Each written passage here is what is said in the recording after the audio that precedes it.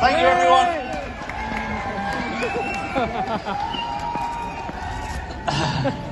Thank you. I actually feel a little bit of a fraud stood up here today because this should be all about the vaccine injured and bereaved. But after speaking to John Watt, who you'll hear from shortly, he persuaded me that I should do this. So the reason I believe that we're all here today is because we care. Yeah. We care about people getting injured, and we care about people dying. And this has happened all because these guys were coerced with military-grade psychological operations into taking this new gene therapy technology that is masquerading as a vaccine. And they were made to think that if they didn't take it, that they were an anti-vaxxer or a granny killer. This should have been the first red flag. Because if something was that great for you, you would be queuing up for it. You wouldn't need to be coerced, you wouldn't need to be bribed, and you wouldn't need to be threatened with your job to take it if it was that good for you. So they took it because, understandably, they thought that they were doing the right thing by their government and by their fellow human beings. So you would think that having done this, and sadly suffered extreme reactions and even death, that the government would be the first in the queue to say, what can we do? But they weren't the first in the queue. In fact, they're still not even in the fucking queue. They've abandoned these people in their hour of need. They've turned their backs on them and have treated them as collateral damage in this failed experiment. Now, I always knew that most politicians that rise to positions of power were in it for themselves and not interested in us. But for them to now ignore the vaccine injured in this way is nothing short of a dereliction of duty, and probably a whole lot worse than that. These guys shouldn't have to wait years for their payments from the vaccine injury payment scheme, and the government should never have given immunity from prosecution to those corrupt pharmaceutical companies. However, that immunity disappears if fraud has taken place. And Naomi Wolf and her team have uncovered plenty of evidence of that, found in the Pfizer data dumps. Yes, that data that they wanted to hide from us for 75 years. But word is getting out. The truth is coming out, and we will keep pushing. We will not stop until these guys get some sort of justice in the form of compensation and even acknowledgement that they exist and that their issues are not just in the head, as one doctor said to a friend of mine. Absolutely disgusting. So my message to doctors, nurses and volunteers giving out these jabs: do you know what harm you've caused?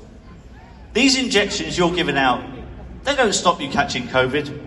They don't stop you passing it on. They don't stop you being hospitalised either. And they don't even stop you dying. So what the hell does it do?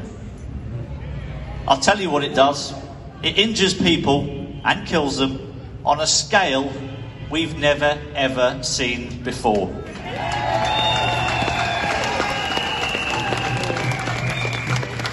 So you people, before you turn up for your next shift to start injecting people and collecting your money, look the vaccine injured in the eyes and ask yourself, am I doing a good thing?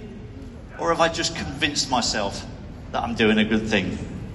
And if you listen to your gut instinct, it'll tell you the truth. My last message is to the government and the mainstream media. And let's be honest, they are as one these days. Rishi Sunak.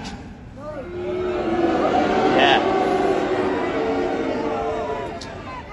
Rishi, you said in an interview that I was your childhood hero and I gave you great memories when you came to the Dell and watched me play football. Well, I'm asking you for a favour now in return. Come and speak to me. Come and speak to me and come and speak to the vaccine injured.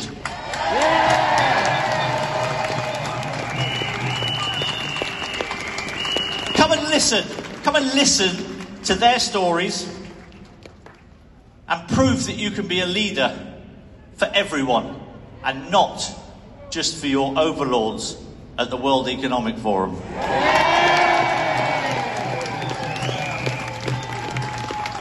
You need to start paying attention to the people you're meant to govern. You weren't even elected. You were manoeuvred politically into your position. So you need to start doing the right thing by these people that are here today. You can start by compensating them quickly, not them waiting years for their compensation. You can even use the money you could recoup from your mates who gave out those PPE contracts. I'm sure there'll be a few quid available there. The corruption in your government is there for all to see. And I know that you're expecting civil unrest. Graham Brady let that cat out the bag. But there's one more way, there's more than one way to win a war. And we're going to do it peacefully. And we're going to do it organically. So Rishi Sunak, it's time to choose your side.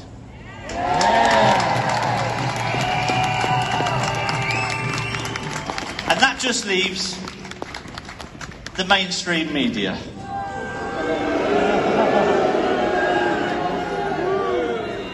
People like the BBC. Or as I prefer to call them, the PPC. The Paedophile Protecting Corporation.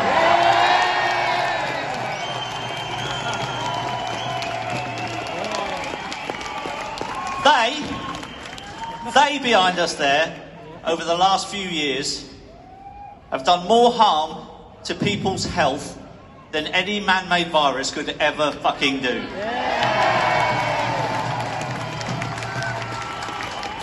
You're meant to hold government to account on behalf of we the people, but you've let us down badly. And the majority of people, I believe, now know this. They see you for what you are, a government propaganda arm. So Sky News, ITV, Channel 4, it's time to start acknowledging the people that you've ignored, the vaccine injured and the bereaved. They need your help, and it's time for you also to choose your side. Because we are the many and they are the few. And we are coming for you. Thank you very much.